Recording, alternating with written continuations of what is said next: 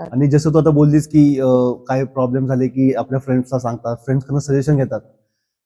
तर सांगणे गोष्ट वेगळी आहे आणि सजेशन घेणे गोष्ट वेगळी आहे. काय करतात की तू सांगते, समज तुझा कोणतरी आहे, तू तुझ्या फ्रेंडला सांगतेस किंवा बॉयफ्रेंड बद्दल की असं आहे तसं आहे, माझ्या हे करत नाही ते करत नाही. पण सीन कसा असतो की ती ह्याला ओळखत नाही ना, नक्की काय कसा आहे तो, तू त्याला ओळखतेस.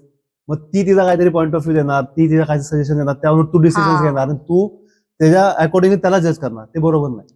तुमच्या म्हणजे गोष्टी तुम्ही स्वतःमध्ये डिस्कस करा, दुसऱ्या व्यक्तीला मध्ये टाकू नका. असं बोललं जातं की म्हणजे माहित नाही मुला मुलांचं असं नाही, पण मुली मुलांचं असं असतं की मी जर माझ्या बॉयफ्रेंडची सांगते ना कुठली, तर ती वाट बघत असते ब्रेकअप कर गं, तुझ्यासाठी चांगलाच नव्हता.